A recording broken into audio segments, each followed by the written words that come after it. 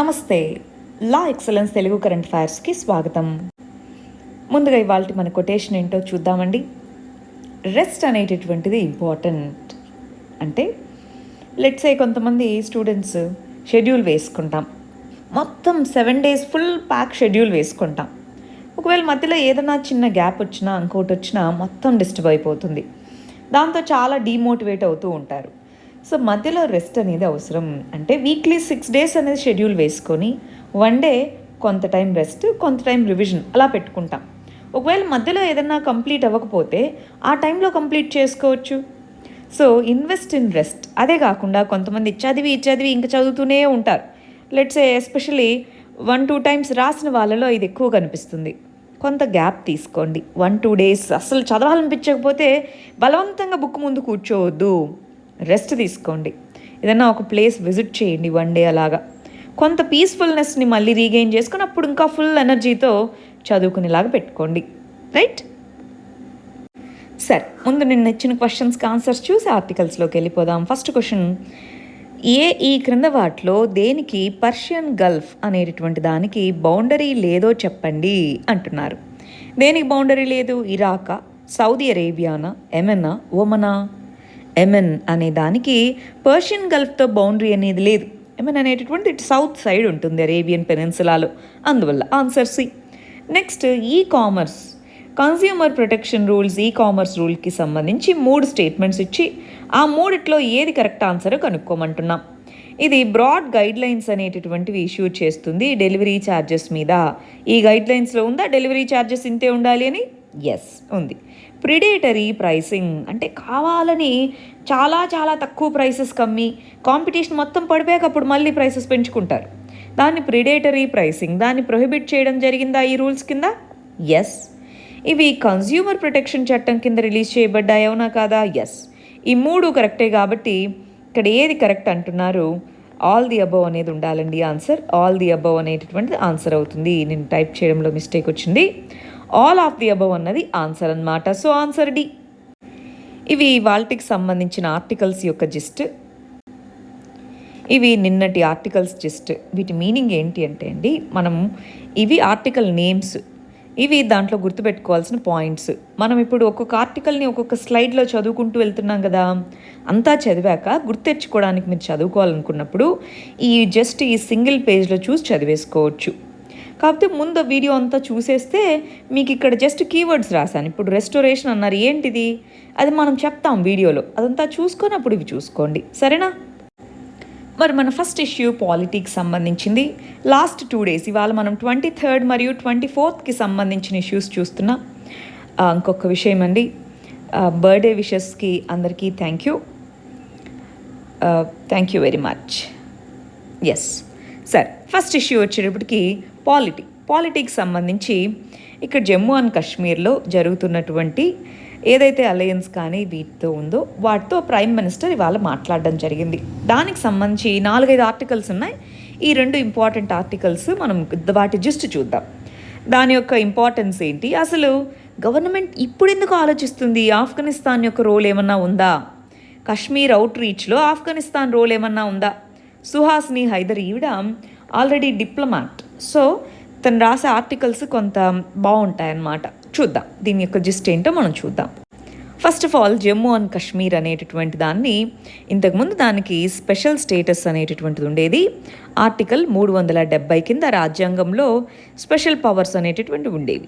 ఇప్పుడు దాన్ని తీసేశారు. దానికి separate flag, separate systems, separate constitution కూడా ఉండేది. ఇప్పుడు దాన్ని తీసేసి దాన్ని 2 యూనియన్ టెరిటరీస్, ఒకటి లదాఖ్ అని, ఒకటి Jammu and Kashmir union territory అని చేశారు. ఇటు సైడ్ ఉన్నది పాక్ ఆక్యుపైడ్ కాశ్మీర్ కదా, పాక్ ఆక్యుపైడ్ కాశ్మీర్లో కొంత భాగం జమ్మూ అండ్ కాశ్మీర్ యూనియన్ టెరిటరీలో, ఇంకొంత భాగం లదాఖ్ యూనియన్ టెరిటరీలో మనము డిక్లేర్ చేసుకున్నాం. మరి మనం చూస్తే ఈ జమ్మూ అండ్ కాశ్మీర్ రాష్ట్రానికి ఇటు పీఓకే అంటే పాకిస్తాన్తో పైన కొద్దిగా మీరు గమనిస్తున్నారా, ఇదంతా మన ఆఫ్ఘనిస్తాన్తో కూడా డైరెక్ట్ బౌండరీ ఉంది. కాకపోతే అది పీఓకేలో ఉంది ప్రస్తుతానికి. అంటే మనకి జమ్మూ అండ్ కాశ్మీర్తో ఒకవైపు చైనా, ఒకవైపు ఆఫ్ఘనిస్తాన్, ఇంకోవైపు పాకిస్తాన్, వీటి 3తోనూ బౌండరీ ఉంది. ఆ 3తోనూ బౌండరీ ఉన్న సిచ్యువేషన్ ప్రస్తుతానికి బాగుంది. మరి పాకిస్తాన్ అనేటటువంటి దానికి సంబంధించి మనకు తెలుసు పుల్వామా అటాక్స్ వీటి దగ్గర నుంచి ఇండియా పాకిస్తాన్ రిలేషన్స్ అసలు బాలేవు. అయితే ఆఫ్ఘనిస్తాన్లో ఏం జరుగుతుందో మనకు తెలుసు. ఆఫ్ఘనిస్తాన్లో పవర్ ట్రాన్సిషన్ ఫేజ్లో ఉన్నారు. సెప్టెంబర్ కల్లా యుఎస్ఏ వాళ్ళు వెళ్ళిపోతారు. ఆ తర్వాత ఏమవుతుంది అన్నది క్వశ్చన్గా మారింది. చైనా ఒకవైపు చూస్తేనేమో లదాఖ్ సైడ్ నుంచి అగ్రెషన్ అనేటటువంటిది పెరుగుతూ ఉంది. రీసెంట్గా ఎల్ఏసి దగ్గర కాన్ఫ్లిక్ట్ అనేటటువంటి జరగడము, ఇదంతా కూడా కొద్దిగా కాన్ఫ్లిక్ట్ ఇష్యూ. బట్ ఇప్పుడు ప్రస్తుతానికి మనకి ఈ అవుట్ రీచ్ అనేటటువంటి జమ్మూ అండ్ కాశ్మీర్కి సంబంధించినటువంటి పొలిటికల్ పార్టీస్ యొక్క అవుట్ రీచ్ ఏదైతే ఉందో, ఆ అవుట్ రీచ్ రావడానికి one of the reasons Afghan issue అంటున్నారు. ఎందుకని ఆఫ్ఘాన్ ఇష్యూ? ఈ ఆఫ్ఘనిస్తాన్కి సంబంధించిన పీస్ ప్రాసెస్లో యుఎస్ఏ మేజర్ కంట్రీస్తో పాటు చైనా, పాకిస్తాన్ ఇన్వాల్వ్ అయి ఉన్నాయి. ఇప్పుడు యుఎస్ఏ వెళ్ళిపోయిన తర్వాత అక్కడ సెక్యూరిటీ పరిణామాలు మారచ్చు. దానికి మన జమ్మూ అండ్ కాశ్మీర్ మన యూనియన్ టెరిటరీ స్ట్రాంగ్గా ఉండాలి. సెక్యూరిటీ అంటే లోకల్స్ హెల్ప్ లేకుండా ఓన్లీ సెక్యూరిటీ ఫోర్సెస్ ఏమీ చేయలేవండి. సో అటువంటి టైంలో రీజనల్ పార్టీస్ వాటి యొక్క స్ట్రెంగ్తెన్ చేసుకోవడము, అక్కడ డెమోక్రసీని స్ట్రెంగ్తెన్ చేయడం ఇది ఇంపార్టెంట్. సో అందుకోసం కూడా ఈ రీచ్ అవుట్ అనేటటువంటిది, అంటే అక్కడ ఉన్న పొలిటికల్ పార్టీస్ని కన్సల్ట్ చేయడము, ఈ విధంగా చూస్తున్నారు అన్నది ఒక ఇంపార్టెంట్ ఇష్యూగా పరిగణించాలి. నెక్స్ట్ ఇష్యూ గవర్నాన్స్కి సంబంధించింది. ఇక్కడ వ్యాక్సినేషన్ అనేటటువంటి దానికి సంబంధించి ఒక్కరోజే 8.6 మిలియన్ అంటే 86 లక్షల డోసెస్ వ్యాక్సిన్స్ వేశాము అని చెప్పేసి గవర్నమెంట్ చెప్పడం జరిగింది. ఆ తర్వాత దానికి సంబంధించి కాంట్రవర్సీ వచ్చింది. బట్ వ్యాక్సినేషన్ యొక్క ఇంపార్టెన్స్ ఏంటి అన్నది మనం దీని నుంచి చదువుకోవాలి. వ్యాక్సిన్స్ తీసుకుంటే ఏమవుతుంది? మనకి కోవిడ్ రాదు అని మనం చెప్పలేం. ప్రస్తుతానికి మన దగ్గర ఉన్న ఎవిడెన్స్ ప్రకారం వ్యాక్సిన్ తీసుకున్న వాళ్ళలో చాలా వరకు మోర్టాలిటీ అంటే డెత్ రేట్స్ తక్కువగా ఉన్నాయి. సివియర్ హాస్పిటలైజేషన్ తక్కువగా ఉంది. మోర్టాలిటీ తక్కువగా ఉంటుంది. హాస్పిటల్స్లో ఎక్కువ రోజులు ఉంచాల్సిన అవసరం అనేటటువంటి తక్కువగా ఉంది. సో ఆ కంటెక్స్లో వ్యాక్సినేషన్ అనేది ఇంపార్టెంటేనా కాదా? ఇంపార్టెంట్. ఇండియా అనే వరల్డ్ వ్యాక్సిన్ హబ్గా చెప్తాం. అంటే మ్యానుఫ్యాక్చరింగ్ కెపాసిటీ ఉంది. సో ఆ కంటెక్స్లో మన వ్యాక్సిన్ పాలసీ అనేటటువంటిది డ్యూయల్ మార్కెట్ పాలసీని ఫాలో అవుతూ వ్యాక్సినేషన్ త్వరగా రీచ్ అయ్యే విధంగా ప్రయత్నిస్తున్నాము. సో ఈ కంటెక్స్లో మనకు మళ్ళీ థర్డ్ వేవ్ అంటున్నారు. డెల్టా ప్లస్ వేరియంట్ కేసెస్ అనేటటువంటివి ఆల్రెడీ పెరుగుతూ వస్తున్నాయి. Delta plus variant already mutation అనేటటువంటిది డెల్టా వేరియంట్తో వచ్చేసింది. సో ఈ డెల్టా ప్లస్ వేరియంట్ పెరగడము, ఆల్రెడీ హెల్త్ ఇన్ఫ్రాస్ట్రక్చర్ ఉన్నా సరే ఇంత జనాభాకి సడన్గా ఒక్క ఇయర్లో పెంచుకునేది కాదు. హెల్త్ ఇన్ఫ్రాస్ట్రక్చర్ అంటే కంటిన్యూస్ ఇన్వెస్ట్మెంట్స్ అనేవి ఉండాలి. సో హెల్త్ ఇన్ఫ్రాస్ట్రక్చర్లో గ్యాప్స్ అనేటటువంటివి ఉన్నాయి.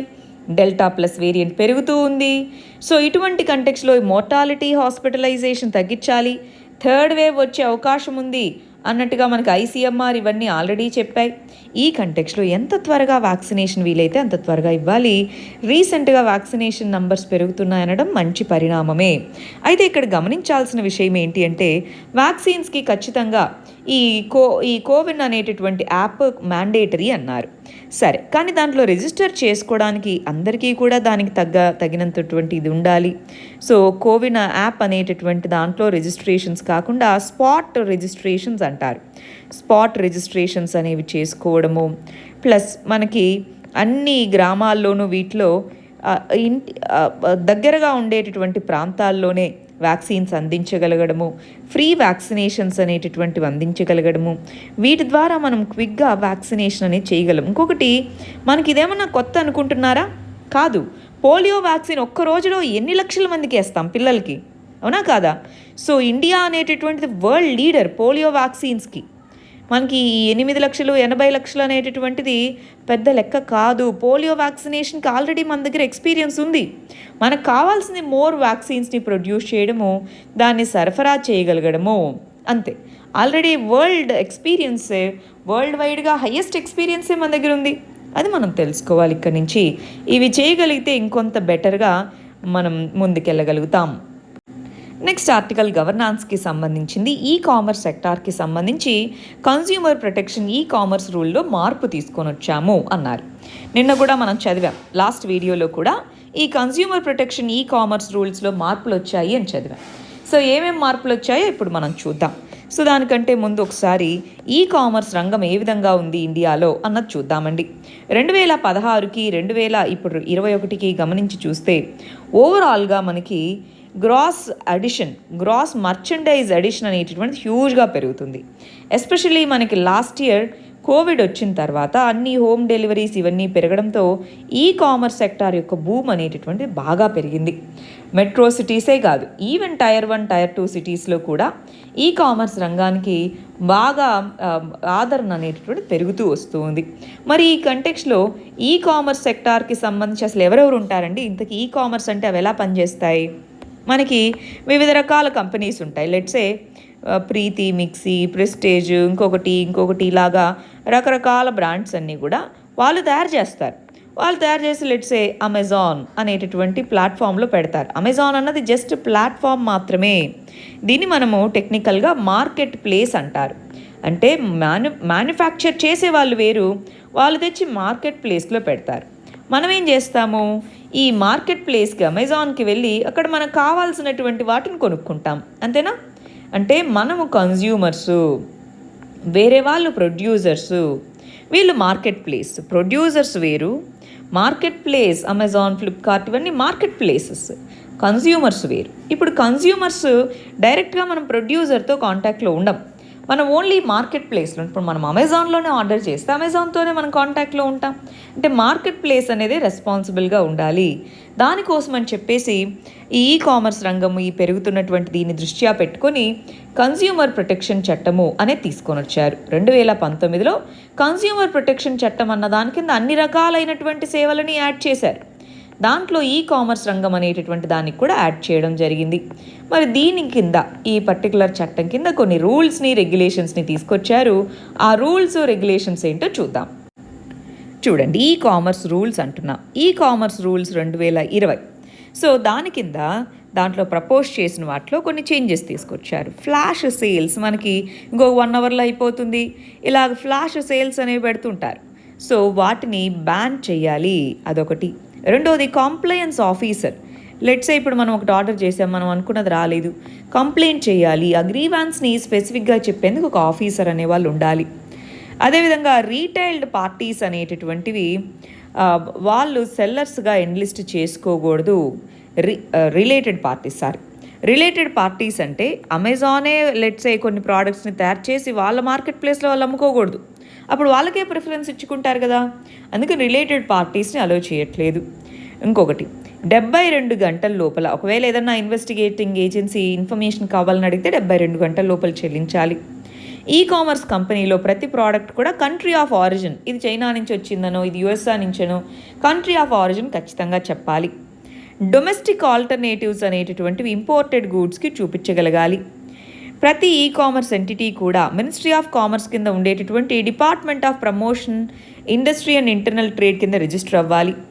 ఈ కామర్స్ కంపెనీస్, ఎస్పెషల్లీ పెద్ద కంపెనీస్, వాళ్ళ యొక్క డామినెంట్ పొజిషన్ని అబ్యూస్ చేసుకోకూడదు. Industrial bodies, e commerce firms అన్నటువంటివి వీటి మీద సూటబుల్ సజెషన్స్ ఇవ్వండి అన్నట్టుగా డ్రాఫ్ట్ రూల్స్ని రీసెంట్గా మినిస్ట్రీ ఆఫ్ కామర్స్ ప్రపోజ్ చేసింది. అంటే అవేమేం చేయకూడదు, అవేమేం చేయాలి అన్నట్టుగా రూల్స్ని ప్రపోజ్ చేయడం జరిగింది. మరి ఫైనలైజ్ చేసిన తర్వాత మళ్ళీ మనం ఒకసారి చూసుకుందాం. ప్రస్తుతానికైతే ఇవి డ్రాఫ్ట్ రూల్స్ అన్నమాట, ప్రపోజ్ చేశారు. లాస్ట్ ఇయర్ ఈ కామర్స్ రూల్స్కి మార్పులుగా ఇవి ప్రపోజ్ చేయడం జరిగింది. నెక్స్ట్ ఇష్యూ సెడిషన్ అనే దానికి సంబంధించింది. రీసెంట్గా లక్షద్వీప్కి సంబంధించినటువంటి ఏసియా సుల్తానా అనే ఆ పర్సన్ని అరెస్ట్ చేశారు. సో సెడిషన్ అనే కేసు కింద అరెస్ట్ చేశారనమాట. ఆమె టీవీ ఇంటర్వ్యూకి సంబంధించి ఏదో చెప్తూ బయో వెపన్ అనే పదాన్ని వాడారు అని చెప్పి దీన్ని సెడిషన్ అనే కేసు కింద రిజిస్టర్ చేసుకున్నారు. మరి సెడిషన్ కేసెస్ మీద అసలు ఏమేమి సుప్రీంకోర్టు జడ్జిమెంట్స్ ఉన్నాయి, వాటి రిలేటెడ్ ఆస్పెక్ట్స్ ఏంటి, అవి మనం తెలుసుకోవాలి. ఇక్కడ ఇదిగోండి, సెడిషన్కి సంబంధించి మనం ఒక కాంప్రిహెన్సివ్ వీడియో చేసాం, వివిధ రకాల సుప్రీంకోర్టు జడ్జిమెంట్స్ అవన్నీ చెప్తూ. వీలైతే ఇది ఒకసారి చూడండి, మన ఛానల్లో సెడిషన్ అని టైప్ చేస్తే మీకు ఇది కనిపిస్తుంది, సరేనా? సరే, ప్రస్తుతానికి ఇక్కడ ఇష్యూ ఏంటో చూద్దాం. సెడిషన్ అంటున్నాం కదా, అసలు అదంటే ఏంటి, దాన్ని ఏ విధంగా చూడాలో చూద్దాం. మనకి ఐపీసీ సెక్షన్ 124A కింద సెడిషన్, దేశద్రోహం, రాజద్రోహం అంటాం, అది తీసుకొని వచ్చారు. ఇంతకుముందు 17th సెంచరీ ఇంగ్లాండ్లో ఇది బాగా ఫేమస్. ఇండియాలో ఐపీసీ, ఇండియన్ పీనల్ కోడ్లో 1870లో చేర్చారు. ఈ చట్టాన్ని ఉపయోగించి అప్పట్లో మన బాలగంగాధర్ తిలక్ని, గాంధీజీని, వీళ్ళని చాలామందిని అరెస్ట్ చేసి జైల్లో పెట్టున్నారు. దీని మీనింగ్ ఏంటి అంటే మాటల ద్వారా కానీ రిటర్న్ వర్డ్స్ ద్వారా కానీ హేట్రెడ్ని, కంటెంప్ట్ని, డిసఫెక్షన్ని కనుక గవర్నమెంట్కి ఎగెనిస్ట్గా కలగజేస్తే, దేశానికి ఎగెనిస్ట్గా కలగజేస్తే దాన్ని సెడిషన్ అంటాము అని. 1962లో very important supreme court judgment Kedarnath Singh versus Bihar. Kedarnath Singh versus Bihar అన్నటువంటి సుప్రీంకోర్టు జడ్జిమెంట్లో సుప్రీంకోర్టు క్లియర్గా ఇదిగో అది గ్రౌండ్ లెవెల్లో గనుక వైలెన్స్ని తీసుకొని రాకపోతే దాన్ని మనము గవర్నమెంట్ని క్రిటిసైజ్ చేస్తే సెడిషన్ కాదు, వెరీ స్ట్రాంగ్ స్పీచ్ లేదా క్రిటిసిజం అనే సెడిషన్ కాదు, ఓన్లీ అది లా అండ్ ఆర్డర్ని డిస్టర్బ్ చేయగలగాలి, వైలెన్స్ని తీసుకొని రాగలగాలి, ఇష్టం వచ్చినట్టు సెడిషన్ కేసు పెట్టద్దు అన్నారనమాట. సో రీసెంట్గా కూడా మనం చూసే ఉంటాం, మనకి అన్లాఫుల్ యాక్టివిటీస్ ప్రివెన్షన్ చట్టం కింద 3 స్టూడెంట్ని అరెస్ట్ చేసినప్పుడు ఢిల్లీ హైకోర్టు కూడా ఇష్టం వచ్చినట్టుగా చట్టాలను ప్రయోగించొద్దు అని చెప్పింది. ఈ ప్రొవిజన్ కూడా సెడిషన్ కూడా చాలాసార్లు ప్రయోగిస్తూ ఉంటారు. అదేవిధంగా Balwant Singh versus state of Punjab కేసులోనూ అదే విధంగా చెప్పింది. సో ఫైనల్గా డిసెంట్ అండ్ క్రిటిసిజం అనేటటువంటి దాన్ని సెడిషన్గా తీసుకోలేము.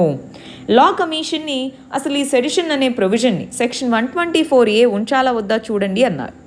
అప్పుడు అది ఉండాలి, ఎందుకంటే కొన్ని కండిషన్స్లో సెడిషియస్ యాక్టివిటీస్ని ప్రివెంట్ చేయాలంటే, కానీ దాన్ని ఇష్టం వచ్చినట్టుగా వాడడానికి కాదు, దాన్ని ఇష్టం వచ్చినట్టుగా వాడడానికి లేదు అన్నట్టుగా చెప్పడం జరిగింది.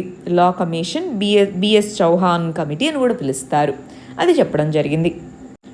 నెక్స్ట్ ఇష్యూ ఇంటర్నేషనల్ రిలేషన్స్కి సంబంధించింది. ఇది మనకు ఎక్కువ ఇంపార్టెంట్ కాదు, బట్ ఇన్ జనరల్గా అసలు ఇక్కడ ఏంటో మనం చూద్దాం. రీసెంట్గా ఏమైంది, మన ఇక్కడ కనిపిస్తుందా రైనర్ అనేటటువంటి ఎయిర్లైన్ అనమాట, ఎయిర్ క్రాఫ్ట్. బెలారస్ అనేటటువంటి కంట్రీ అది వేరే దేశానికి వెళ్తుండగా దాన్ని ఫోర్స్ ల్యాండింగ్, వాళ్ళ దేశంలో ల్యాండ్ అవ్వాల్సిందిగా ఫోర్స్ చేశారు. ఎందుకని, ఇక్కడ కనిపిస్తున్న వ్యక్తి ఉన్నారో అతను జర్నలిస్ట్.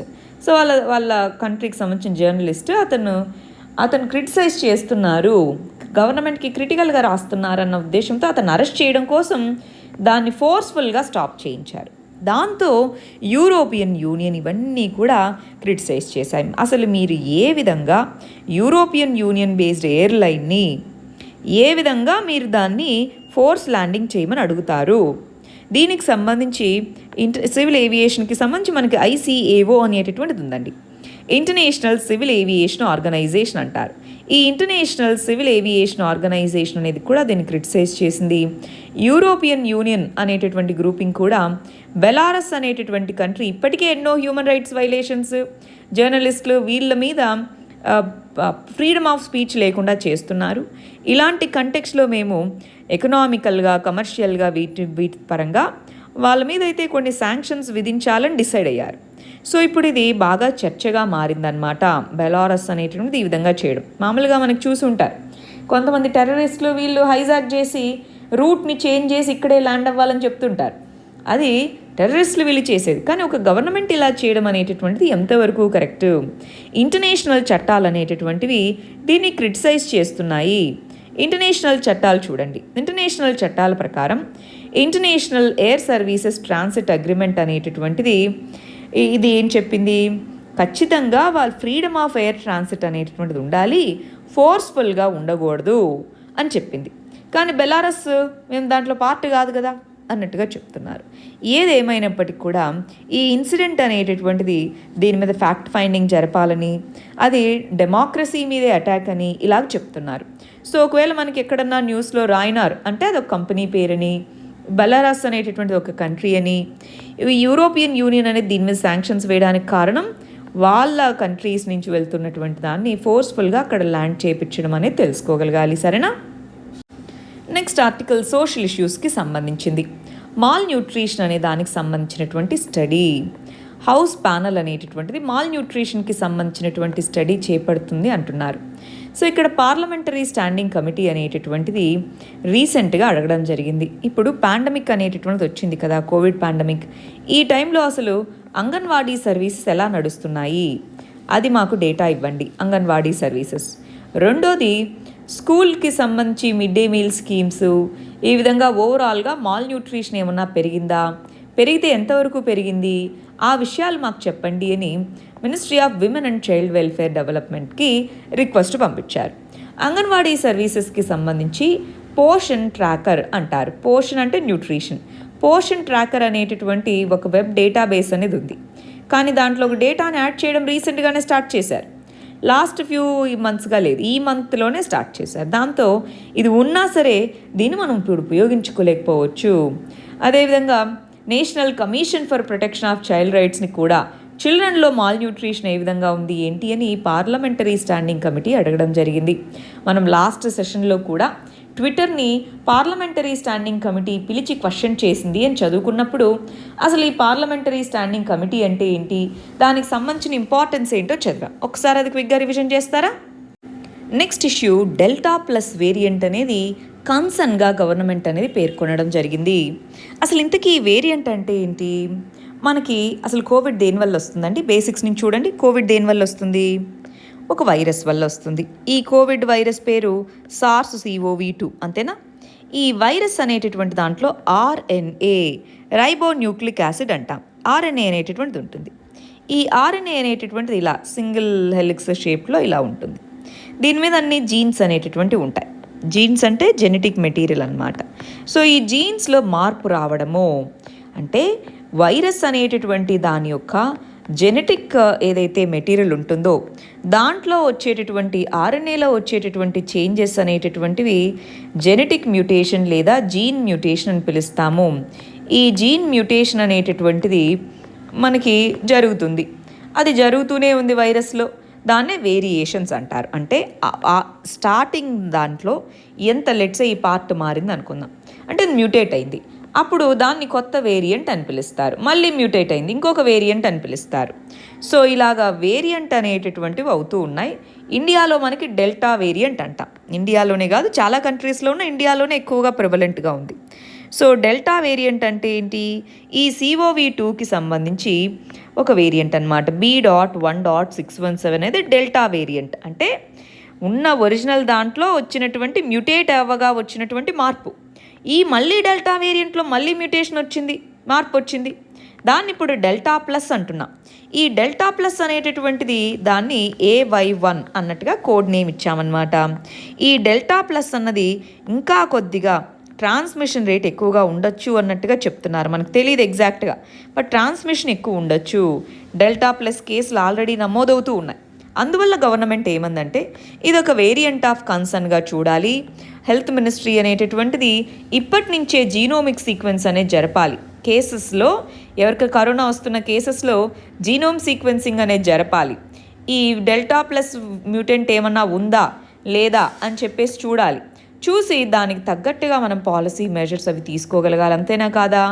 మనము సెకండ్ వేవ్ టైంలో చేసిన మిస్టేక్ అదే. డెల్టా వేరియంట్ ఉంది అన్నదాన్ని మనం ముందుగా కొంత డేటా తెలిసినా సరే దాన్ని కేర్ఫుల్గా పట్టించుకోలేదు. దానివల్ల చూడండి సెకండ్ వేవ్ ఎంత నష్టమైందో. అలా కాకుండా ఈసారి చూసుకోగలగాలి. నెక్స్ట్ ఇష్యూ చూద్దాం. ఇంటర్నేషనల్ రిలేషన్స్కి సంబంధించినటువంటిది. రీసెంట్గా United nations human rights council UNHRC అనేటటువంటిది ప్రతి సంవత్సరం మీట్ అవుతుంది. ఆ UNHRC యొక్క 47వ కౌన్సిల్ సమావేశాలు జరిగాయి. ఈ 47వ కౌన్సిల్ సమావేశాలకు సంబంధించి మన NHRC మాట్లాడుతూ రైట్ టు లైఫ్ అనేటటువంటిది ప్రయారిటీ ఇవ్వాలి, రైట్ టు లైఫ్కి ప్రయారిటీ ఇవ్వాలి. ఎస్పెషల్లీ ఇప్పుడున్నటువంటి కోవిడ్ ఈ కంటెక్స్లలో వ్యాక్సిన్స్ వాటిని హ్యూమన్ రైట్గా పరిగణించాలి అంటున్నారు. సో వాటితో పాటు UNHRC అనేటటువంటిది 47 దేశాల కూటమి. ఒక్కొక్క కంట్రీకి 3 సంవత్సరాల టెన్యూర్. మనకి యునైటెడ్ నేషన్స్ జనరల్ అసెంబ్లీ అనేటటువంటి దాంట్లో ఉన్న మొత్తం సభ్యుల్లోంచి 47 మందిని ఎన్నుకుంటాం 3 సంవత్సరాల టెన్యూర్తో. సో 2006లో ఫామ్ అయింది. అంతకుముందు ఉండేది.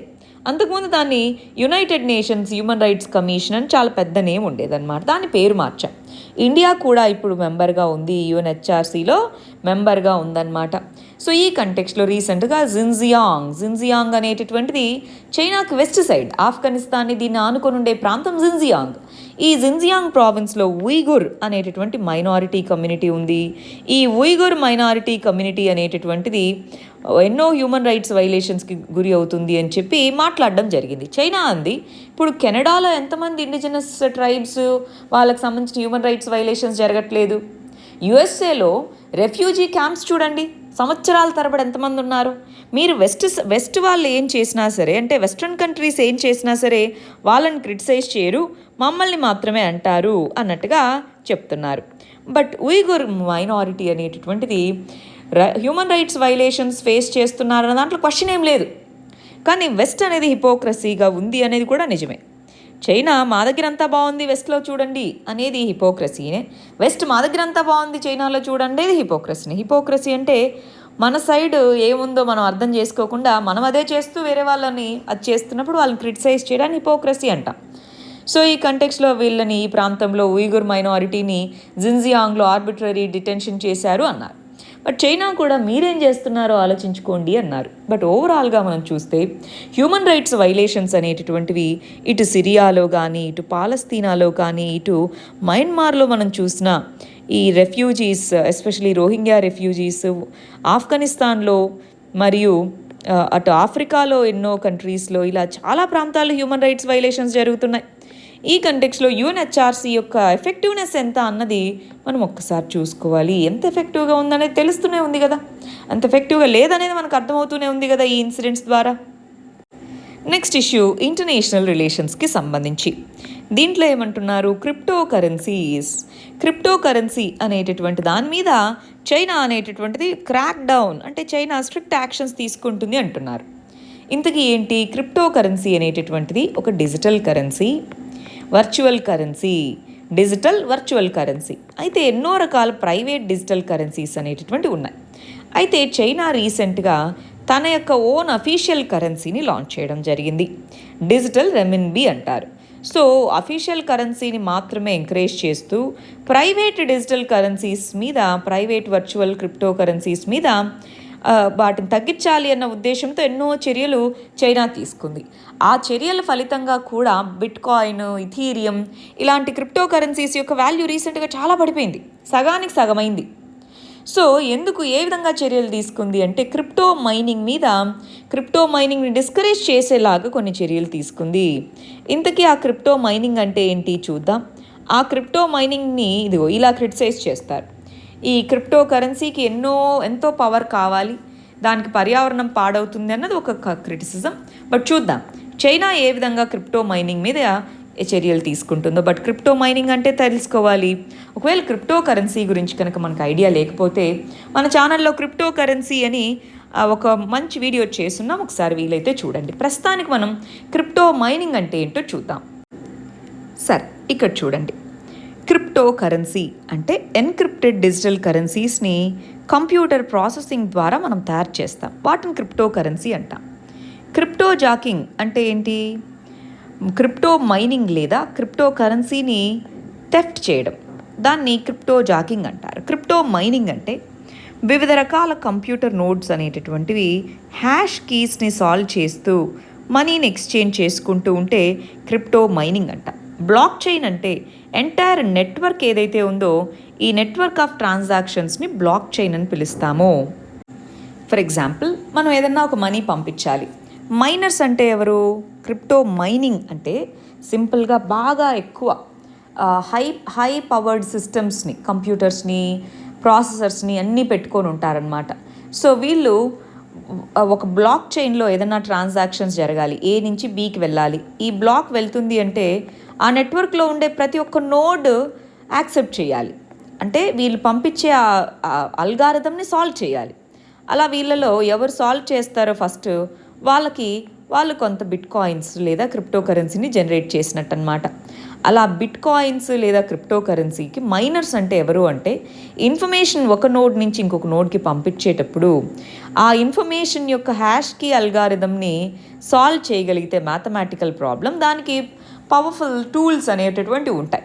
సో చేయగలిగి 10 minutesకి ఒకసారి ప్రతి ట్రాన్సాక్షన్ యాడ్ అవుతూ ఉంటుంది. అలా చేయగలిగితే దాన్ని మనం క్రిప్టో మైనింగ్ అని పిలుస్తాం. చైనాలో పవర్ చాలా తక్కువ కాస్ట్కి లభించడం వల్ల చాలామంది క్రిప్టో మైనింగ్ చేస్తుంటారు. సింపుల్గా పెద్ద పెద్ద సిస్టమ్స్ని సెటప్ చేసుకోవాలంటే ఎక్కువ పవర్ కావాలి కదా. ఎక్కడైతే చీప్ పవర్ అవైలబుల్గా ఉంటుందో అక్కడ క్రిప్టో మైనింగ్ చేయొచ్చు. ఆ విధంగా క్రిప్టో మైనింగ్ అక్కడ చేస్తారు. ఇప్పుడు చైనా క్రిప్టో కరెన్సీస్ని వద్దు అనుకోవాలంటే ఏం చేస్తుంది? ఈ క్రిప్టో మైనర్స్కి ఆ పవర్ అనేది త్వరగా ఈజీగా తక్కువ కాస్ట్కి లభించకుండా చేస్తే అయిపోతుంది, అంతేనా? సో అలాగా క్రిప్టో కరెన్సీ మీద అది ఉక్కుపాదాన్ని మోపుతుంది అన్నట్టుగా చెప్పడం జరిగింది మనకి. నెక్స్ట్ ఆర్టికల్ ఇంటర్నేషనల్ రిలేషన్స్కి సంబంధించి యుఎస్ఏ అనేది 55 మిలియన్ వ్యాక్సిన్స్ని మేము గ్లోబల్ సప్లై కోసం అలొకేట్ చేస్తాము అన్నారు. ఫ్రీగా కాదండి, ఫ్రీగా ఏమి ఇవ్వరు. కొన్ని ఫ్రీగా ఇస్తారు, బట్ అన్నీ కాదు. 55 మిలియన్ డోసెస్ని ఇస్తాము. వాటిలో చాలా వరకు 41 మిలియన్ డోసెస్ వరకు కోవాక్స్ ఫెసిలిటీ ద్వారా. కోవాక్స్ అనేటటువంటిది ఒక గ్లోబల్ ఇనిషియేటివ్. WHO, యునైసెఫ్, గవి, CEPI coalition for epidemic preparedness అంటాం. సో ఇది ఒక గ్లోబల్ అలయన్స్. వీళ్ళు వ్యాక్సిన్ ఈక్విటీ అనేటటువంటిది ఉండడం కోసం అన్నమాట. వ్యాక్సిన్ ఈక్విటీ అంటే కొన్ని ప్రాంతాల్లోనే వ్యాక్సిన్ టెక్నాలజీ ఉండడం వల్ల వాళ్ళే తయారు చేసుకుంటున్నారు, వాళ్ళే వాడుకుంటున్నారు, అందరికీ వెళ్ళేది ఎలాగా? సో పూర్ మార్జినలైజ్డ్ కంట్రీస్ వాటన్నిటికీ కూడా వెళ్ళేలాగా చేరాలి. వ్యాక్సిన్ ఈక్విటీ కోసం కోవాక్స్ అనే ఫెసిలిటీని స్టార్ట్ చేయడం జరిగింది WHO, ఇవన్నీ కలిసి అన్నమాట. సో దానికి మేము ఇస్తాము. అవి కాకుండా మిగిలినవి 11 బిలియన్ వ్యాక్సిన్స్ అనేటటువంటివి మేము మిగిలినటువంటి మిలియన్ వ్యాక్సిన్స్ మిగిలిన కంట్రీస్కి ఇస్తాము అన్నట్టుగా USA అనౌన్స్ చేయడం జరిగింది, అలొకేట్ చేస్తామని. ఆల్రెడీ వాళ్ళ దగ్గర ఒక్కొక్కరికి 3 డోసెస్ ఇచ్చినా సరిపోయేంతకంటే ఎక్కువ వ్యాక్సిన్స్ ఉన్నాయి USA దగ్గర, చాలా యూరోపియన్ కంట్రీస్ దగ్గర. వాటిని సప్లై చేస్తే వ్యాక్సిన్ ఈక్విటీ వస్తుందా? ఇక్కడ ఒకటి చెప్తూ ఉంటారండి, no one is safer until everyone is safer అని చెప్తూ ఉంటారు. ఈ కోట్ని మనం వాడుకోవచ్చు. అంటే అన్ని దేశాలు అందరూ కూడా సేఫ్గా ఉంటేనే మిగిలిన వాళ్ళు సేఫ్గా ఉన్నట్టు, లేకపోతే మళ్ళీ వైరస్ మ్యూటేట్ అవుతుంది, మళ్ళీ ఉన్న వ్యాక్సిన్స్ పనిచేయవు. సో ఇది వాళ్ళ సెల్ఫ్ ఇంట్రెస్ట్తో కూడా చేయాలి, అన్ని దేశాలు కూడా చేయగలగాలి, అందరికీ వ్యాక్సిన్స్ అందించేలాగా చేయగలగాలి. అప్పుడే మనకి అందరూ సేఫ్గా ఉండగలుగుతారు. ఇది ఒక కామన్ ఇంట్రెస్ట్తో చేయాల్సిన విషయం. నెక్స్ట్ ఇష్యూ ఇంటర్నేషనల్ రిలేషన్స్కి సంబంధించింది. తాలిబాన్ ఆఫ్ఘనిస్తాన్కి సంబంధించినటువంటి తజికిస్తాన్ బార్డర్ గమనించండి. తజికిస్తాన్ బార్డర్లో ఉండేటటువంటి కుందుజ్ అనేటటువంటి సిటీని క్యాప్చర్ చేసుకోవడం జరిగింది అంటున్నారు. కుందుజ్ అనే సిటీని క్యాప్చర్ చేసుకున్నారంటున్నారు. ఒకసారి ఆఫ్ఘనిస్తాన్ చుట్టూ ఏమేమి బార్డర్ దేశాలు ఉన్నాయి? India, Pakistan, China, Tajikistan, Uzbekistan, Turkmenistan, Iran. ఇవేనా ఆఫ్ఘనిస్తాన్ చుట్టూ? సో ఈ కుందుజ్ అనే సిటీ ఇక్కడ ఉంది. అంటే ఆల్రెడీ అక్కడ పీస్ టాక్స్ జరుగుతున్నాయి. తాలిబన్స్, గవర్నమెంట్, USA వీళ్ళందరూ కలిసి. అయినా సరే ఈ విధంగా ఇన్సర్జెంట్స్ ఆఫ్ఘాన్ ఫోర్సెస్ నుంచి ఈ సిటీని తీసుకోవడం అంటే స్లోగా మనకు అర్థమవుతుందా ఇంకా తాలిబాన్ పవరే అక్కడ ఉండబోతుంది అని. అందుకే ఇండియన్ గవర్నమెంట్ కూడా తాలిబన్స్తో టాక్స్ మేము రెడీ అన్నట్టుగా స్టార్ట్ చేసింది. ఇన్ని రోజులు మేము చేయమన్నాం, స్టార్ట్ చేసామన్నమాట. కుందుజ్ అనేది ఇప్పుడు తాలిబాన్ కంట్రోల్లోకి వెళ్ళిపోయింది. సో మనకి కొన్నిసార్లు ఇలా అడగచ్చు, ఆఫ్ఘనిస్తాన్ చుట్టుపక్కల ఉన్న neighbouring countries, for example Kyrgyzstan కానీ కజకిస్తాన్ కానీ ఇవి లేవు. సో మీరు జాగ్రత్తగా గమనించాలి. తజికిస్తాన్ అనేది ఇంపార్టెంట్. తజికిస్తాన్తో బౌండరీ ఇప్పుడు అదే కాబట్టి కాన్ఫ్లిక్ట్లో ఉంది. పాకిస్తాన్తో ఎలాగో బౌండరీ ఉందని మనకు తెలుసు, చైనాతో తెలుసు. ఇరాన్ అనేటటువంటిది కూడా మనకు తెలియాలి, ఎందుకంటే ఇటు నుంచి ఇటు చాబహార్ పోర్టు ఇటు నుంచి వెళ్ళాలనుకుంటున్నాం. తుర్కమెనిస్తాన్ అనేటటువంటిది ఇంపార్టెంట్, ఎందుకంటే TAPI అంటారు. Turkmenistan, Afghanistan, Pakistan, India pipe line అని తాపీ పైప్ లైన్ అంటారు. ఇలాగా మనకి ఆఫ్ఘనిస్తాన్కి సంబంధించి జాగ్రత్తగా చదివి పెట్టుకోవాలి. నెక్స్ట్ ఇష్యూ ఎకానమీకి సంబంధించింది. మన ప్రైమ్ మినిస్టర్ మాట్లాడుతూ లాస్ట్ 1 ఇయర్లో ఎక్స్ట్రా బారోయింగ్స్ అనేటటువంటివి తీసుకున్నాయి రాష్ట్రాలకి బారోయింగ్కి లిమిట్ అనేటటువంటిది ఉంటుంది. అవునా కాదా? ఇష్టం వచ్చినట్టుగా రాష్ట్రాలు బారో చేసుకోలేవు. సో బారో లిమిట్ అనేటటువంటిది ఉంటుంది. జనరల్గా వాళ్ళ యొక్క GSDPలో 3% బారో చేసుకోవచ్చు అనమాట. అయితే ఆ GSDPలో 3% కంటే ఎక్కువ బారో చేసుకునే లిమిట్ని మాకు కల్పించండి అని అడిగారు. అయితే సెంట్రల్ గవర్నమెంట్ దానికి పర్మిషన్ ఇవ్వాలి. ఇస్తాము కానీ అని ఒక కండిషన్స్ పెట్టాయి. ఏమని? మేము ఇదిగో 4 ఏరియాస్ చెప్తాము, ఆ 4 ఏరియాస్లో మీరు బాగా పర్ఫామ్ చేశారనుకో మీకు ఇస్తాము అన్నారు. ఒకటి 1 nation 1 ration card scheme implement చేయడం, ఈజ్ ఆఫ్ డూయింగ్ బిజినెస్ని పెంచడం, ప్రాపర్టీ ట్యాక్స్, ఇలాగా సర్వీసెస్లో మార్పులు తీసుకొని రావడం, పవర్ సెక్టార్ రిఫార్మ్స్, అంటే ఫ్రీ పవర్ ఇలా కాకుండా ఉండాలి అని. సో కొన్ని రాష్ట్రాలు వీటికి సంబంధించి ఇంప్లిమెంట్ చేశాయి. సుమారుగా 1 lakh crore అడిషనల్గా అప్పు అనేటటువంటివి తీసుకున్నాయి, బారోయింగ్ లిమిట్స్ పెంచాయి. అంటే రిఫార్మ్స్ రావాలి. ఆ రిఫార్మ్స్ అనేటటువంటివి తీసుకొని వచ్చే దిశగా మనం ముందుకెళ్తున్నాము. ఇంతకుముందు స్టెల్త్ పద్ధతిలో, అంటే కంపల్షన్ వస్తే తప్ప రిఫార్మ్ చేసుకోమలా కాదు, కన్విక్షన్తో ఇన్సెంటివ్స్ ఇస్తూ రిఫార్మ్స్ తీసుకొని వస్తాము. దానికి ఎగ్జాంపుల్సే ఈ పర్ఫార్మెన్స్ బేస్డ్ బారోయింగ్ అన్నారు. దీన్ని పర్ఫార్మెన్స్ బేస్డ్ బారోయింగ్. మీరు ఈ రిఫార్మ్స్ చేసి చూపించండి, అప్పు తీసుకోండి. ఇలా పర్ఫార్మెన్స్ బేస్డ్ బారోయింగ్ అనేది ఒక ఇన్సెంటివ్గా పనిచేస్తుంది అన్నట్టుగా ఇక్కడ చెప్తున్నారు. ఈ 4 దాని యొక్క క్రైటీరియా అన్నది తెలుసుకోవాలి. ప్రిలిమ్స్ పాయింట్ ఆఫ్ వ్యూలో ఇది ఇంపార్టెంట్. నెక్స్ట్ ఇష్యూ ఎకానమీకి సంబంధించినటువంటిది. ఇక్కడ బ్యాంక్స్ అనేటటువంటివి సుమారుగా 8,400 కోట్ల రూపాయలు ఎన్ఫోర్స్మెంట్ డైరెక్టరేట్ నుంచి వచ్చాయి అంటున్నారు. దేని రూపంలో వచ్చాయి? ఇంతకీ ఎన్ఫోర్స్మెంట్ డైరెక్టరేట్ అంటే ఏంటి? చాలామందికి ఈ విషయాల మీద క్లారిటీ ఉండట్లేదండి. ఎన్ఫోర్స్మెంట్ డైరెక్టరేట్ అంటే ఎవరు, సిబిఐ అంటే ఎవరు, ఎన్ఐఏ అంటే ఎవరు, ఇలాగా మనం ఏం చేసామంటే వీటన్నిటితో కూడుకున్న ఒక మంచి వీడియో చేశాం, ఇన్వెస్టిగేటివ్ ఏజెన్సీస్ అని చెప్పి. ఈ ఈడీ ఎన్ఫోర్స్మెంట్ డైరెక్టరేట్ అనేటువంటి కూడా ఒక ఇన్వెస్టిగేటివ్ ఏజెన్సీ అన్నమాట, ఫినాన్షియల్ క్రైమ్స్కి సంబంధించినటువంటిది. మనకి ఇండియాలో ఫ్యూజిటివ్ ఎకనామిక్ అఫెండర్స్ చట్టము అనేటటువంటిది ఉంది. ఈ ఫ్యూజిటివ్ ఎకనామిక్ అఫెండర్స్ చట్టము 2018 కింద ఎవరైనా బ్యాంకుల దగ్గర కానీ ఏదైనా ఫైనాన్షియల్ ఇన్స్టిట్యూషన్స్ దగ్గర కానీ లోన్స్ తీసుకొని 100 కోట్లకు పైగా ఇండియాలో లేకుండా పారిపోతే, వాళ్ళని రమ్మని పిలిచినా వాళ్ళు రాకపోతే వాళ్ళని ఫ్యూజిటివ్ ఎకనామిక్ అఫెండర్గా గుర్తిస్తాము, వాళ్ళ ఆస్తుల్ని జప్తు చేసుకుంటాము అన్నారు. కన్ఫిస్కేషన్ అంటారు, సీజ్ చేయడం అని కూడా పిలుస్తారు నార్మల్ పదం. సో సీజ్ చేసుకుంటాము అన్నారు. ఆ విధంగా మనకి దీని కింద ఎంతోమందిని ఫ్యూజిటివ్ ఎకనామిక్ అఫెండర్స్గా గుర్తించారు, విజయ్ మాల్యా, నీరవ్ మోదీ. సో ఇప్పుడు రీసెంట్గా విజయ్ మాల్యా, నీరవ్ మోదీ, మెహుల్ చోక్సీ వీళ్ళకి సంబంధించిన అసెట్స్ ఏవైతే ఉన్నాయో వాటిని సీజ్ చేసి దాని నుంచి వచ్చినటువంటి మనీ ఏదైతే ఉందో దాన్ని ఈ బ్యాంక్స్కి ఇవ్వడం జరిగింది. ఇక్కడ చూడండి, వాళ్ళు ఎంత ఇచ్చారు, ఏంటి, వాళ్ళు ఏమేమి అమ్మారు అదంతా అక్కర్లేదు, జస్ట్ మీ ఇంట్రెస్ట్ కోసం ఇక్కడ చూపిస్తున్నాను. ఇవేం మనం ఎగ్జామ్లో రాయము, అర్థమైందా? సో అంటే ఫ్యూజిటివ్ ఎకనామిక్ అఫెండర్స్ కింద ఏ పవర్స్ ఉన్నాయని తెలుసుకోవడం కోసమే చదువుతున్నాం.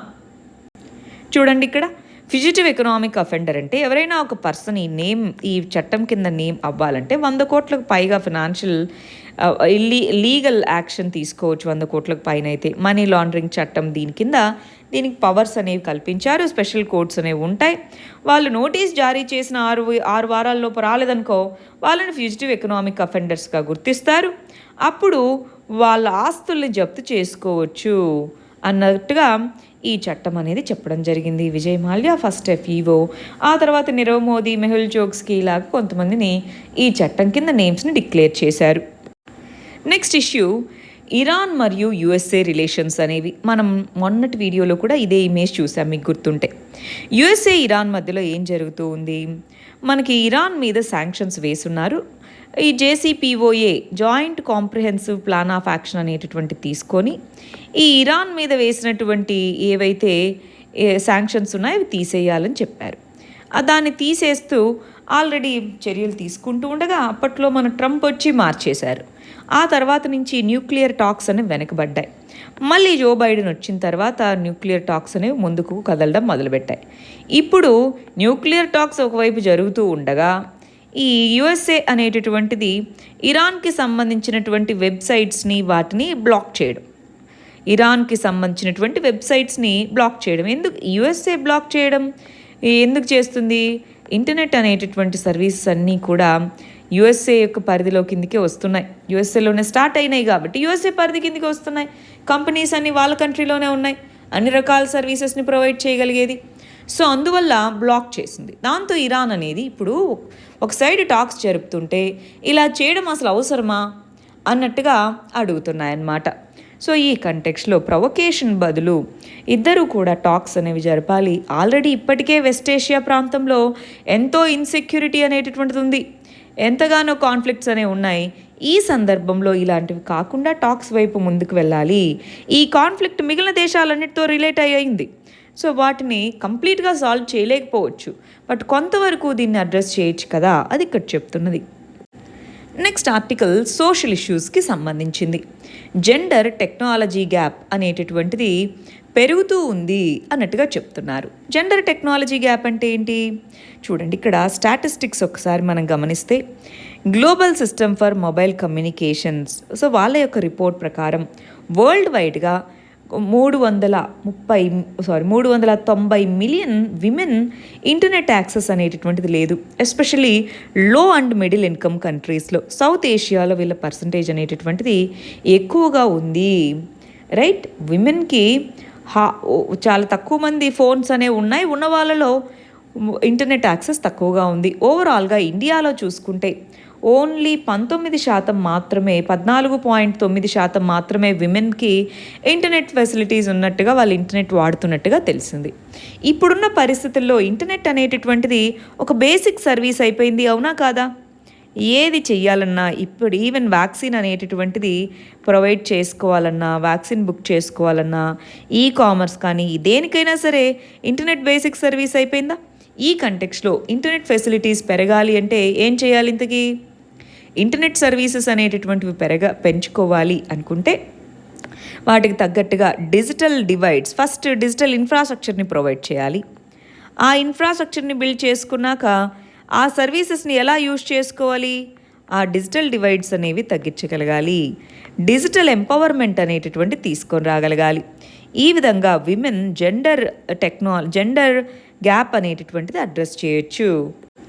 నెక్స్ట్ ఆర్టికల్ పాలిటిక్స్ సంబంధించింది. రీసెంట్గా మనకి తమిళనాడు అనేటటువంటిది ఏం చేసింది అంటే, అఫీషియల్ కమ్యూనికేషన్స్ అన్నిట్లోనూ సెంట్రల్ గవర్నమెంట్ అన్నటువంటి పదం ఏదైతే ఉందో ఆ సెంట్రల్ గవర్నమెంట్ అన్నటువంటి పేరుని యూనియన్ గవర్నమెంట్ అని మారుస్తున్నాము అన్న పాలసీ డెసిషన్ తీసుకుంది.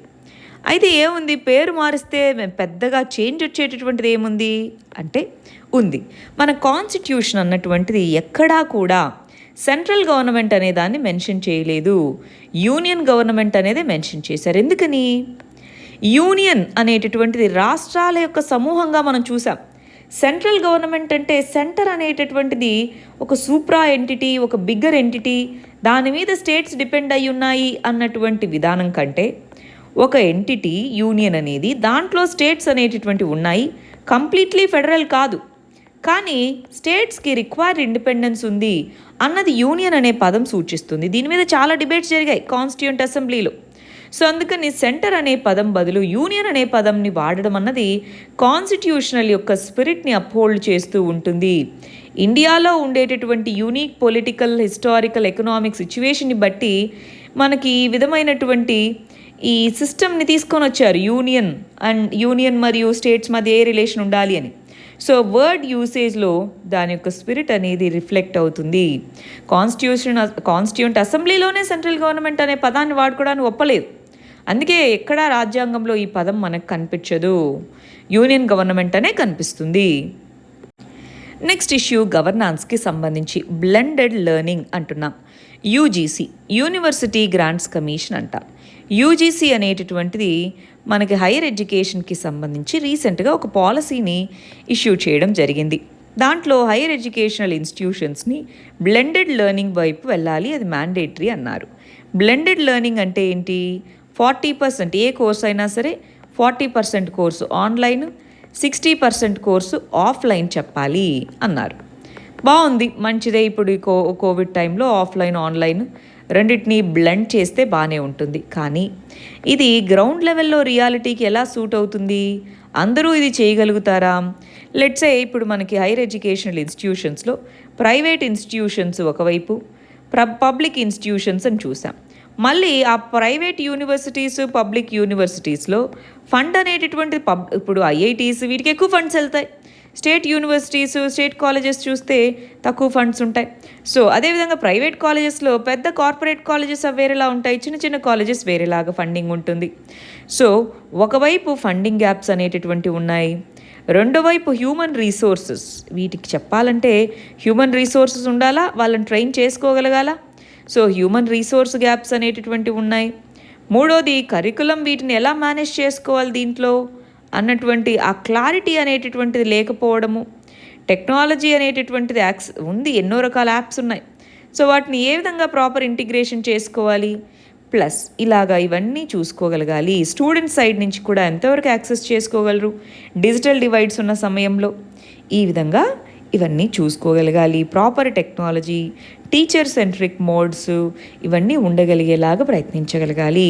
రియాలిటీని బట్టి పాలసీస్ ఉండాలి. నెక్స్ట్ ఆర్టికల్ సెక్యూరిటీ ఇష్యూస్కి సంబంధించి.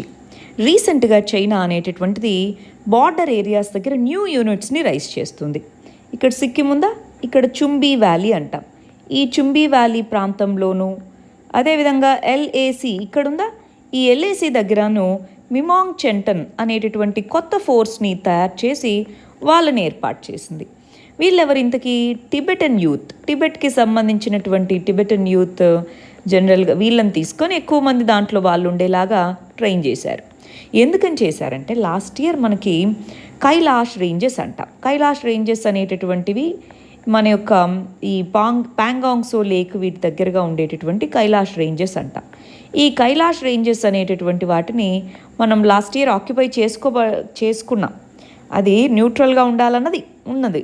దాన్ని ఆక్యుపై చేసుకోగానే పాంగాంగ్సో లేక్ దగ్గర కొన్ని ఫింగర్స్ నుంచి వాళ్ళు వెనక్కి వెళ్ళారు. దాన్నే మనం బార్గెనింగ్గా వాడాం. అప్పుడు మనము స్పెషల్ ఫ్రాంటియర్ ఫోర్స్ అనేది వాడాము. స్పెషల్ ఫ్రాంటియర్ ఫోర్స్ అనేది జనరల్గా మనము టిబెటన్ ఆరిజిన్ పీపుల్ని దీంట్లో ఎక్కువగా తీసుకుంటాము. సో వీళ్ళు హై ఆల్టిట్యూడ్ వార్ఫేర్, అంటే టిబెట్ అనేది ముందుగానే హై ఆల్టిట్యూడ్ ప్లాట్యూ కదా. సో మౌంటైన్ వార్ఫేర్ వాటిలో టిబెట్కి సంబంధించిన వాళ్ళ యొక్క అడాప్టేషన్ బాగుంటుంది. అందుకని వాళ్ళని రైజ్ చేశాం, ఆ బెటాలియన్స్ని రైజ్ చేశాం. సో ఈ కంటెక్స్లో చైనా కూడా ఇదిగో లాస్ట్ ఇయర్ ఇలా జరిగిందని చెప్పి అలా రిక్రూట్ చేసుకొని వాళ్ళని తీసుకోవడం మొదలుపెట్టింది. వాళ్ళని చుంబీ వ్యాలీ, ఎల్ఏసి దగ్గర పోస్టింగ్స్ చేస్తూ ఉంది. దాంతో ఇండియా అడిగింది, మీరు డిసెంగేజ్మెంట్ ప్రాసెస్ అని రిటర్న్ కమిట్మెంట్స్ కూడా మాకు ఇచ్చారు కదా. సో అది ఏమైంది, ఇప్పుడు ఎందుకు చేస్తున్నారంటే చైనా మా సావర్నిటీ అండి, మా ప్రొటెక్షన్ కోసం మేము పెడుతున్నాం, మీ టెరిటరీలోకి మేమేం రాలేదు కదా అన్నట్టుగా అంటున్నారనమాట. హై ఆల్టిట్యూడ్ వార్ఫేర్కి చైనా సిద్ధమవుతూ ఉంది. ఈ కంటెక్స్లో ఇండియా కూడా సెక్యూరిటీ, దీన్ని సర్వీలియన్స్ వీటిని గేరప్ చేసుకోవాలి. నెక్స్ట్ ఆర్టికల్ ఎకానమీకి సంబంధించింది. రీసెంట్గా బీపీఓ సర్వీసెస్కి సంబంధించి అదర్ సర్వీస్ ప్రొవైడర్స్ అని పిలుస్తారు. దానికి సంబంధించిన రూల్స్లో మార్పులు చేశారు అంటున్నారు. ఏమేం మార్పులు చేశారు ఇంతకీ గమనించండి. Other service providers voice based BPOs అంటున్నాం. వాటికి సంబంధించిన నార్మ్స్ రిలాక్స్ చేశారు. ఏమేం చేశారంటే ఇంతకుముందు డొమెస్టిక్ మరియు ఇంటర్నేషనల్ ఎంటిటీస్ అని డిఫరెన్షియేషన్ ఉండేది, దాన్ని తీసేసాము. Electronic private automatic branch exchange అనేటటువంటి దాన్ని అలో చేశాము. ఇవన్నీ కూడా ఈజ్ ఆఫ్ డూయింగ్ బిజినెస్ని పెంచబోతున్నాయి. ఇండియాలో మనం గమనించి చూస్తే ఐటీ మరియు ఐటీ ఎనేబుల్డ్, ఐటీ ఆధారిత సేవలు అంటారు. ఐటీఈఎస్ సేవలు ఏదైతే ఉన్నాయో అవి, వాటిలో ఐటీఈఎస్ సేవలు అనేది మనకు బాగా ఫేమస్. అందుకే వరల్డ్ బీపీఓ హబ్ అని కూడా ఇండియాని పిలుస్తూ ఉంటారు. బీపీఓస్కి సంబంధించి బాగా ఫేమస్ ఇక్కడ హ్యూమన్ రీసోర్సెస్ ఇవన్నీ ఉండడం వల్ల. సో ఈ కంటెక్స్లో వీటిలో ఇంకా ఎక్కువగా హ్యూమన్ రీసోర్సెస్ వీళ్ళందరికీ ఎంప్లాయ్మెంట్ ఆపర్చునిటీస్ వచ్చే విధంగా, ఎకనామిక్ యాక్టివిటీ ఈ రంగంలో బూస్ట్ అయ్యే విధంగా ఈ రూల్స్లో మార్పు. అంటే సింపుల్గా ఒకే బీపీఓ అనేది 2 కంపెనీస్కి సర్వీసెస్ చేసేలాగా, డొమెస్టిక్ కంపెనీ ఇలాగా ఇంతకుముందు ఉండేటటువంటి డిఫరెన్షియేషన్ ఏదైతే ఉండేదో దాన్ని తగ్గించే విధంగా కొన్ని చేంజెస్ తీసుకొని వచ్చారు. వీటి వల్ల ఈ 2 పెరగడము, ఈజ్ ఆఫ్ డూయింగ్ బిజినెస్ అనేది పెరుగుతుంది అన్నట్టుగా ఈ రిఫార్మ్స్ని తీసుకొని రావడం జరిగింది. మరి మన లాస్ట్ ఇష్యూ ఎకానమీకి సంబంధించింది. కాంపిటీషన్ కమిషన్ ఆఫ్ ఇండియా అనేటటువంటిది గూగుల్ అనేటటువంటిది అన్ఫేర్ బిజినెస్ ప్రాక్టీసెస్ని ఫాలో అవుతుంది అన్నట్టుగా ప్రోబ్ ఎంక్వైరీ స్టార్ట్ చేసింది. దేనికి సంబంధించి మనం స్మార్ట్ డివైజెస్, ఎస్పెషల్గా స్మార్ట్ టెలివిజన్స్ అంటాం, ఎల్ఈడి టీవీస్. ఈ స్మార్ట్ టీవీస్ ఏవైతే ఉన్నాయో స్మార్ట్ టీవీస్లో మనకి ఆల్రెడీ ప్రీ ఇన్స్టాల్డ్ సాఫ్ట్వేర్ అనేటటువంటిది ఉంటుంది, దాంట్లో యాప్స్ అనేటటువంటివి ఉంటాయి. మరి ఈ గూగుల్ అనేటటువంటి దానికి గూగుల్ ప్లే స్టోర్ ఏదైతే ఉందో దాంట్లో దాని యాప్సే మేజర్గా ఉండడము, అంటే దానికంటూ డామినెంట్ పొజిషన్ ఉంది. ఆ డామినెంట్ పొజిషన్ని అబ్యూజ్ చేస్తుందా లేదా, అబ్యూజ్ చేస్తుందన్న కంప్లైంట్స్ వచ్చాయి. అయితే కాంపిటీషన్ కమిషన్ ఆఫ్ ఇండియా చట్టము అనేటటువంటిది ఉంది. ఈ competition commission of India act 2002 దాని కింద సెక్షన్ 4(2)A అనేటటువంటిది అబ్యూజ్ ఆఫ్ డామినెంట్ పొజిషన్ అనేటటువంటిది అన్ఫేర్ ట్రేడ్ ప్రాక్టీస్. అందువల్ల అలా చేస్తే దాని పనిష్మెంట్స్, ఫైన్స్ విధిస్తారు. స్మార్ట్ టీవీ సెక్టార్లో గూగుల్ అనేటటువంటిది ఈ విధంగా చేస్తుందా అని ప్రోబ్ అనేది మొదలుపెట్టింది. ఇదే కాదు, రీసెంట్గా మనకు ఐడియా ఉండుంటుంది, ఈ కామర్స్ కంపెనీస్ అయినటువంటి అమెజాన్, ఫ్లిప్కార్ట్ వీటి మీద కూడా ఈ యాంటీ కాంపిటీటివ్ ప్రాక్టీసెస్ అదేమన్నా చేస్తున్నాయా అని సిసిఐ ప్రోబ్ అనేది స్టార్ట్ చేయడం జరిగింది. గూగుల్ ఇవన్నీ కూడా ఇప్పుడు అవన్నీ చాలా హ్యూజ్ ఎంఎన్సీస్, మిగిలిన వాళ్ళు ఎవ్వరూ వాటి ముందు రాలేనంత పరిస్థితిని అవి తీసుకొని వచ్చాయి. సో ఆ కంటెక్స్లో దీని గురించి అర్థం చేసుకోవాలి. ఈ సెక్షన్ ఇంపార్టెంట్.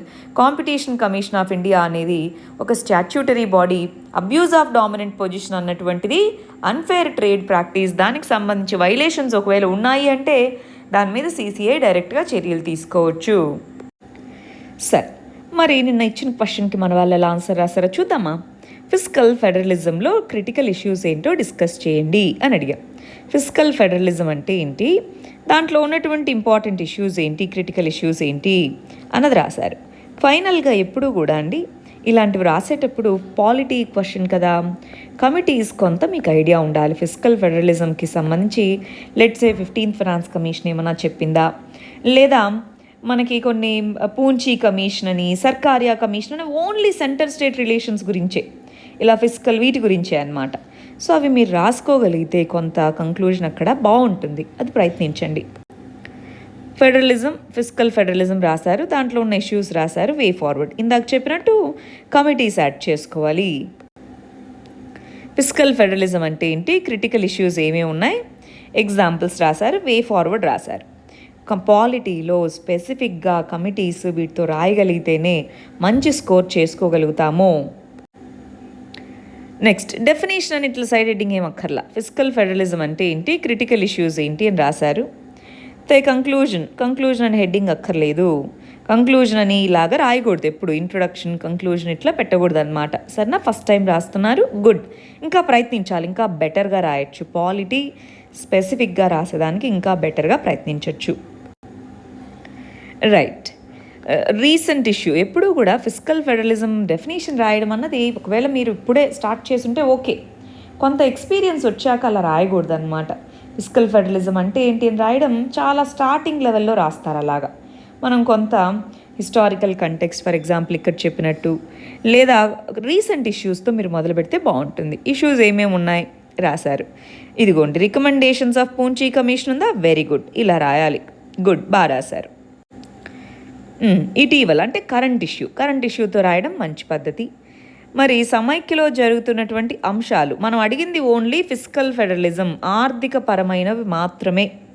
అర్థమైంది, ఇవన్నీ తీసేయండి, ఓన్లీ ఆర్థిక పరమైనవి మాత్రమే అడుగుతున్నాం, వీటినే మీరు హైలైట్ చేయాలి. సరేనా, క్వశ్చన్ జాగ్రత్తగా చదవాలి, అక్కడ ఏం అడుగుతున్నాము అన్నది చూసుకోవాలి. స్కోప్ అంటాం, స్కోప్ అన్నది అర్థం చేసుకొనే రాయాలి.